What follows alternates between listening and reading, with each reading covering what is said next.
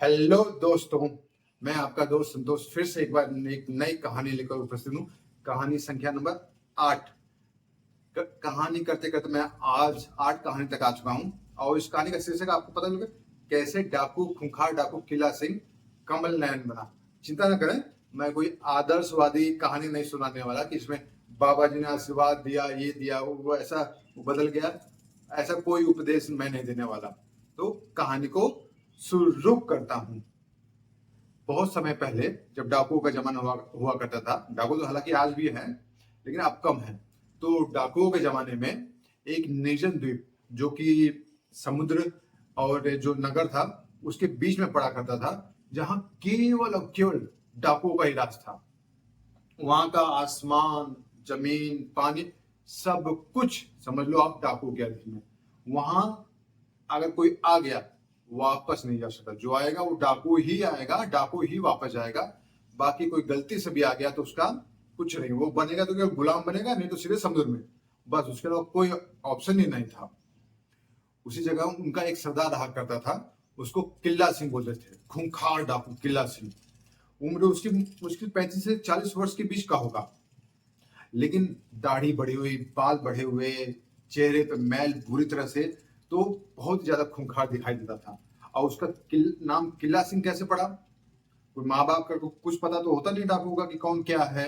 किला सिंह पढ़ने का कारण था क्योंकि बचपन से उसके हाथों में इतनी ज्यादा ताकत है, दोनों हाथों में, कि नाव बनाते समय नाव की जो कीले होता था ना, उसके लिए वो उसको हथौड़े की जरूरत नहीं पड़ती थी। कीले ले और अपने हाथ से, एक हाथ से मारे तो एक हाथ में तो कीला पूरी नाव को, दो नाव के दोनों पार्ट होते ना, ऐसे इधर से मार के इधर से निकल जाए, इसलिए वो हल्के हल्के मारता था कि भी बैलेंस बना रहे। और एक हाथ में सोचो, जो व्यक्ति कील को नाव से आर पार निकाल दे, उसके हाथ में कितनी ताकत रहती होगी। इसलिए वहां के डाकू लोगों ने उसका नाम ही किल्ला सिंह रख दिया और करते करते वो सरदार भी बना। वहां होता क्या था, हर 4 साल के बाद, जैसे यहाँ ओलंपिक नहीं होता जैसे असली की दुनिया में, वैसे वहां डाकुओं का एक ओलंपिक हुआ करता था जिसमें जो जीतेगा, और ओलंपिक के लिए एक पुष्प, समुद्र में 4 साल के बाद एक पुष्प उगा करता था, उस पुष्प को लाना पड़ता था और जो लाएगा वो विजेता होगा। पिछले 4 बार से, यानी 16 साल से किला सिंह विजेता हो रहा था। इस बार 5वीं बार था। 5वीं बार फिर से उसका मौका आया और सब सब जानते थे कि किला सिंह है तो बहुत ही मुश्किल है जीतना किसी का। अब कौन जीते कौन क्या पता भाई, खेल तो खेल होता है। अब किला सिंह आया और उसकी अपनी नाव लेकर आया। उसकी नाव के अधीन नाव चलता फिरता दैत्य। नाव की लंबाई 1.5 योजन, 1.5 योजन तक उसकी लंबाई थी और आधा योजन उसकी चौड़ाई। और उसका झंडा ऐसा कि उस झंडे की केवल छाया से अच्छी अच्छी नाव छुप जाए, दिखती नहीं थी, केवल झंडे की छाया से। लड़ना तो दूर की बात है। और उसकी नाव के अंदर हजारों गुलाम, प्लस जो नाव खेलने वाला होता था वो, और वो भी इतने भारी भारी कि उसकी एक टक्कर से, एक चोट से दूसरी नाव टूट जाए, ऐसा उस जहाज का वो कप्तान हुआ करता था। खेल शुरू हुआ, सभी अपने अपने नाव लेकर आए। किला सिंह अपनी नाव लेकर आया। जब उसकी नाव चली तो आधी नाव किधर गई, कहां गई, कुछ नाव बस पीछे रही। वो चले भाई, समुद्र तो समुद्र, भाई समुद्र के आगे ना, किला सिंह से पहले भी समुद्र हुआ करता था, किला सिंह के बाद भी समुद्र रहेगा। समुद्र में तूफान आया, भयानक तूफान। किला सिंह ने बहुत तूफान देखे थे तो इतना डरा नहीं, शुरुआत में एकदम नहीं डरा। उसको उसके अंदर खूंखार पना, जो वहसीपन था उसका, वो तो था ही, बिल्कुल नहीं डर रहा था। उसके लोग एक एक करके मारे जा रहे थे। पतवार टूट गई, जो पतवार चलती थी वो टूट गई, वो टूट कर नाव को तोड़ना शुरू कर दी। झंडा गिर गया, लेकिन किला सिंह फिर भी नहीं विचलित हुआ। लेकिन करते करते तूफान ने ऐसा तबाही मचाया, जो मस्तूल होता है ना, मस्तूल मस्तूल समझिए तो सेल्फी स्टिक जैसा नहीं होता, वैसा मस्तूल हुआ करता है जिसपे पतवार लगी रहती है। वो मस्तूल ही टूट गया। वो मस्तूल गिरा और सीधे उसकी केबिन पे आके गिरा। किला सिंह ने अपने आप को बचाने के लिए उस मस्तूल को ही पकड़ लिया, पकड़ के उसी के ऊपर लेट गया। और लेकिन मस्तूल की चोट इतनी तगड़ी थी कि उसकी चोट से वो बेहोश हो गया, लेकिन मस्तूल पे ही पड़ा रहा। ऐसे करते करते करते करते समुद्र में कहां गया, नाव कहां गई, कौन कहां गया, किसी को कुछ पता नहीं। जब करते करते वो धीरे धीरे किसी एक किनारे पहुंचा। जब उसको होश आया हल्का हल्का, हल्का हल्का होश आ रहा है। तो आंखें खोल कर देख रहा है, आंखें खोल के चारों तरफ देखा उसने, उसके चारों तरफ 10-12 तगड़े तगड़े पहलवान, 6.25 फीट के तगड़े तगड़े 10-12 पहलवान हैं। एक बुढ़ा है, बुढ़ा मतलब क्या, बुढ़ा क्या, जैसे लगता है वो उनका गुरु, चेहरे को उसके भी तेज था, वो भी एक तगड़ा पहलवान, उम्र ज्यादा थे लेकिन वो भी तगड़ा पहलवान जैसा लग रहा था। उसने पूछा, हाँ भाई कौन हो तुम? किला साहब बोला, तुम सब कौन हो? गुरु जी बोला, अरे मेरे पहलवान सुबह समुद्र के किनारे सैर करने गए थे, वहां तुमको देखा, तुमको यहाँ पे लेकर आ गए।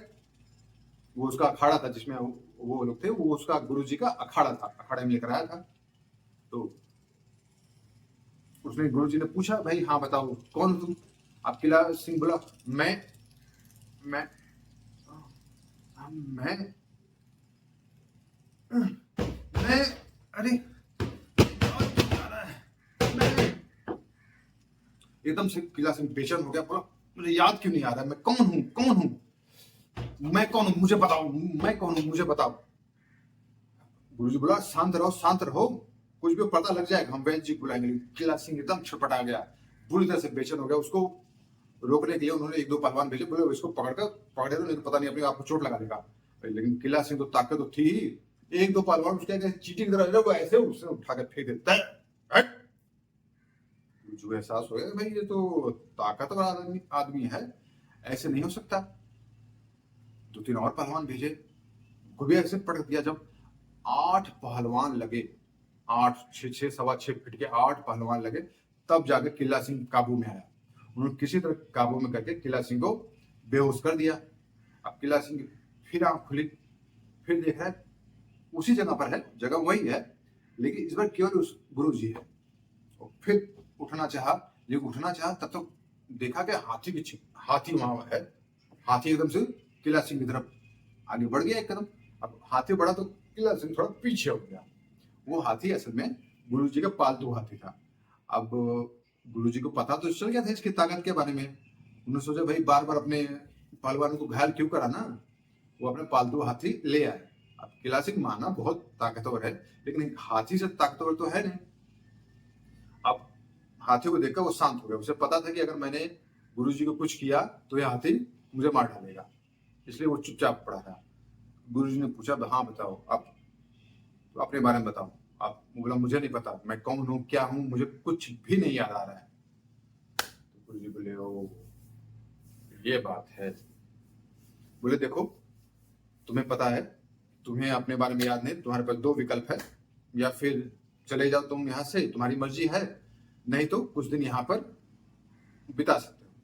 अब किला सिंह को लगा कि भाई मैं जानता तो हूं नहीं अपने बारे में क्या हूं, चलो यही रह जाता, वहीं रह गया। अब अखाड़ा वगैरह में खूब लड़ाई वड़ाई, दांव पेच, भाई ताकतवर तो था ही, सभी उसे पसंद भी करते थे, पहलवान है, खूब अच्छे से वो लड़ाई लड़ने लगा और प्रसिद्ध भी होने लगा धीरे धीरे। इसी बीच में क्या हुआ, राजा का, जो उस नगर का राजा था, का जन्म उत्सव हुआ, यानी कि जन्म दिवस की हुआ। तो राजा ने दूर दूर से, बहुत दूर दूर से लोगों को बुलाया, भाई अखाड़ा चला। नाग पंचमी का समय था, नाग पंचमी का समय था, उसी समय राजा का जन्मदिन भी था। लोग आए दूर दूर से, एक से एक पहलवान, एक से एक लोग, खूब चल रहा है। वो भी देखने गया, किला सिंह गया, गुरुजी गया और बाकी सब भी गए। तो जो आए हुए पहलवान थे, उसी में एक कंटाला नाम का व्यक्ति था, जबरदस्त पहलवान। उसने लगभग सभी पहलवानों को हराया हुआ था। इसलिए राजा के राज में आया, सभी को हरा दिया। तो गुरु चैलेंज किया, अरे ओ राजा, क्या तेरे यहाँ कोई पहलवान नहीं है जो मुझे हरा सके? यही है तेरा राज्य, इसी के लिए तू राज्य करता है, यही है? क्या लड़ेगा तू किसी से? क्या तेरी सेना जाकर लड़ेगी जो मुझे एक आदमी को नहीं हरा सकती? अब राजा को ये बातें बड़ी अपमानित सी लगी, चैलेंज सा लगा। तो राजा ने उठकर वहीं बोला, अगर मेरे राज्य का कोई भी एक व्यक्ति इसको हरा देगा, मैं उसको आधा राज्य और राजकुमारी से विवाह करवाऊंगा। गुरु जी ने बात सुनी, किला सिंह ने भी बात सुनी। गुरु जी किला सिंह को इशारा किए कि जाओ, जाकर दिखाओ क्या कर सकते हो। किला सिंह को आज्ञा मिल गई और दर्शकों की भीड़ जहां बैठी थी उसी में से किला सिंह एकदम से कूद कर आया और अपने कपड़े वपड़े ऐसे चा चा चा कपड़े वपड़े सब फाड़ दिए। केवल कच्छे में था, यानी लंगोट जिसे कहते हैं कच्छा वाला लंगोट, उसमें था। वैसे ये करते हुए कूदा। एक पल को तो कंटाला भी बोला यार ये कौन पागल जैसा इंसान ऐसे अचानक से कूदा। पहलवान उसके सामने सीधे आकर लड़ते थे, अचानक से जब पगड़ों तक कपड़े फाड़ के कौन आता है। आया किला सिंह ने उसको एक घूसा मारा। कंटाला एकदम से पीछे हटा, उसको भी एहसास हो गया कि हाँ ये ताकतवर आदमी है। लेकिन भाई कंटाला भी इतना कमजोर तो था नहीं, वो उसने पलट के फिर एक घुसा मारा। उसने एक घुसा मारा तो उससे किला सिंह को चक्कर आ गया। किला सिंह बोला यार इसके एक घुसे में मुझे चक्कर आया है, इसका मतलब कुछ भी हो जाए इसको अपने सर पे नहीं मारने दें। अगर ये मेरे सर पे मार दिया तो मुझे नुकसान होगा, मेरी मृत्यु भी हो सकती है। दोनों में गुत्थम गुत्थम शुरू। किला सिंह बस ये कोशिश करता कि कंटाला उसको कहीं मार दे, हाथ पैर में कहीं मार दे, लेकिन सर पे ना मारना पाए। वो उस बात से अपने आप को बचा रहा था। लेकिन लड़ते लड़ते क्या हुआ, उसके अंदर किला सिंह के अंदर का खूंखार जो डाकू था, जो सोया हुआ था, एकदम से जाग गया। वासी पर उसके अंदर एकदम जागने लगा। वो अपने होश में नहीं रहा। करते करते उसके अंदर का स्टेमिना इस वजह से बहुत ज्यादा बढ़ने लगा। इधर कंटाला देख चुका था भाई ये तो बहुत ज्यादा खूंखार हो चुका है, एकदम जानवरों जैसा वासी जानवरों की तरह लड़ रहा था। अब उसका स्टेमिना इधर किला सिंह का बढ़ता जा रहा था और कंटाला का स्टेमिना धीरे धीरे घट रहा है। और मौका मिलते ही कंटाला तो एकदम कमजोर पड़ चुका था, लेकिन इधर किला सिंह को जैसे ही मौका मिला उसने दोनों हाथ, जिन हाथों से वो कील को ठोक देता था है मारा, तो उसका माथा ही फट गया कंटाला का पूरी। किला सिंह ने इतनी तेज से मारा गिर गया। सब खुश हो गए, ये हल्ला हल्ला हा। खूब खुश हो गए, राजा भी खुश हो गया। बोला हाँ यही है हमारे राज्य का, मैं इसे अपनी राजकुमारी की शादी कराऊंगा। जब राजा ने उसको ध्यान से देखा बाप रे ये तो एकदम जंगली जानवरों के वैसे एकदम दाढ़ी बड़ी हुई, पाल वैसे एकदम वैसी जानवर। राजा ने बोला भाई पहले इसको विवाह के लिए तैयार करो, इसका बाल बाल काटो, सही तरीके से इसको तैयार करो। जब लोगों ने उसको काटा, बाल बाल काटे, दाढ़ी वाड़ी एकदम क्लीन शेव जैसा हो गया। जब राजा ने उसको पहली बार देखा तब उसको 35 से 40 वर्षीय नवयुवक दिखाई दिया। राजा एकदम से खुश हो गया, बोला वाह कल तो तुम क्या दिखते थे, अब आज क्या हो। राजा ने उससे नाम पूछा। गुरुजी ने बोला हम भाई हमारा कोई नाम नहीं रखते, आप कोई नाम रख दो। राजा खुश हो गया, बोला भाई तुम पहले जैसे भी दिखते थे, लेकिन अभी सजने संवरने के बाद तुम्हारी आंखें एकदम कमल जैसे दिखते हैं, इसलिए मैं तुम्हारा नाम कमल नयन रखता हूँ। और राजा ने राजकुमारी से उसकी शादी कर दी कि और इस तरह से किला सिंह कमल नयन बन गया। लेकिन सोचने वाली बात है क्या उसकी याददाश्त आई होगी, वापस आई होगी या नहीं वापस आई होगी। इस तरह का डालामा मैं छोड़ के जाता हूँ कहानी में, और कब आएगी कब नहीं आएगी, किसका सीरीज होगा या मैं उसकी बहुत सारी कहानियों के पार्ट बनाऊंगा, मैं इसका याददाश्त का चीज मैं छोड़ के जाता हूँ। तो कहानी गई वन में, सोचो अपने मन में। कल मैं फिर से एक नई कहानी के साथ उपस्थित होता हूँ। Signing off, bye.